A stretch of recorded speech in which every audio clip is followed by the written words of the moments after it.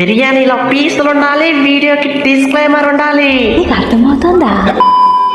అరే ఆగండి మామ బ్రోస్, మీ నుండి ఎక్స్పెక్ట్ చేసేది చిన్న లైక్ చేస్తారని ఆశిస్తున్నా. అలాగే మన ఛానల్ ని సబ్స్క్రైబ్ చేయకుంటే సబ్స్క్రైబ్, లైక్ చేయకుంటే లైక్, వట్టిగానే గుద్దుపడేయండి. అలాగే ఈ మ్యాచ్ లో ఎవరి పర్ఫార్మెన్స్ నచ్చిందో కామెంట్ చేయడం మాత్రం మర్చిపోకు మామ బ్రో.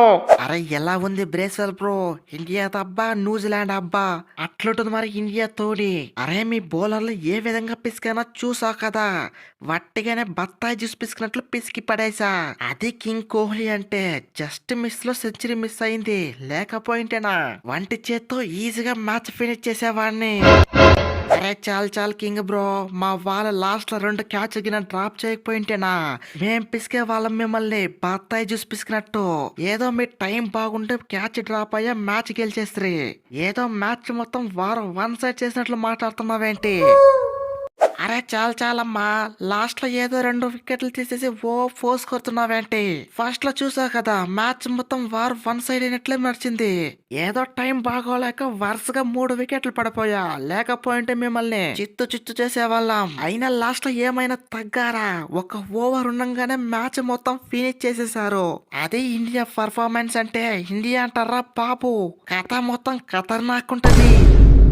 అరే ఏంటి కింగ్ బ్రో, 90 రన్స్ కొట్టిన తర్వాత అక్కడ అలా అవుట్ అయిపోయావేంటి? ఆ సెంచరీ ఏదో కొట్టింటే ఫ్యాన్స్ నా దిల్ ఖుష్ అయ్యేవాళ్ళు కదా. నీ పుల్ల అలా పడిందో లేదో చూసావు కదా ఏం జరిగిందో. నీ అవ్వ వరుసగా 1 కాదు 2 కాదు, ఏకంగా 3 పుల్లలు టపాటప్ అని వట్టిగానే పడిపోయాయి. అరే రాహుల్ బాయ్, నాకుండదా ఏంటి సెంచరీ కొట్టాలని? ఏం చేద్దాం, టైం బ్యాడ్ లక్ నడిచింది అంతే.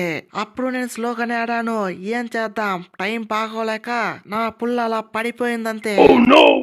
అరే గుండు మామ, చూసా కదా, నువ్వు చేసిన ఒక్క చిన్న తప్పు వల్ల మ్యాచ్ మొత్తం సంకనాకపోయింది. అరే రానా గాని క్యాచ్ కింద పట్టేసింటే ఇంతవరకు వచ్చేదే ఏంటి? మనం వట్టిగానే మ్యాచ్ గెలిచేసే వాళ్ళం. అరే వాడొచ్చి 23 బాల్స్ కి 29 రన్స్ కొట్టిండు, మ్యాచ్ మొత్తం బేకార్ చేసిండు. అరే బ్రేసు, సింపుల్ క్యాచే కదని సింపుల్ గా పట్టినా, కానీ అది సింపుల్ గా జారి పడిపోయా.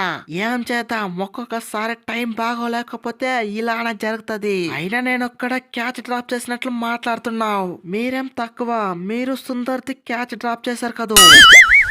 మీ అబ్బాయి వచ్చా 2 పుల్లల్ని వట్టిగానే పీకా. అరే చూసారు కదా, ఫస్ట్ లో పుల్లలు పీకపోయినా రన్ రేట్ ఏ విధంగా తగ్గించాను. సరైన టైంలో సరైన పుల్లలు పీకి ఈ మియాబాయ్ కథ ఏంటో చూపించా. అట్లుంటుంది ఈ మియాబాయ్ మ్యాజిక్ అంటే.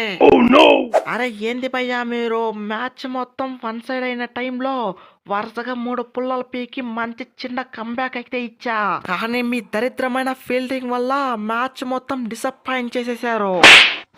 అరే ఏం చేయమంటావు జిమిసను, వీళ్ళ మంచి క్యాచ్లకి నా పట్టింటే వట్టిగా మ్యాచ్ గెలిచేసేవాళ్ళం. ఫీల్డింగ్ అంటే న్యూజిలాండ్ అంటే ఫీల్డింగ్ అనేవాళ్ళు. కానీ వీళ్ళ క్యాచ్లు డ్రాప్ అయిన తర్వాత ఇది న్యూజిలాండ్ టీమేనా అనిపించేసింది. అది గైస్ వీడియో నచ్చితే వీడియోని గట్టిగా లైక్ చేయండి. అలాగే మన ఛానల్ ని సబ్స్క్రైబ్ చేసుకోండి. మళ్ళీ ఇంకొక వీడియోలో కలుసుకుందాం. అంతవరకు బాయ్.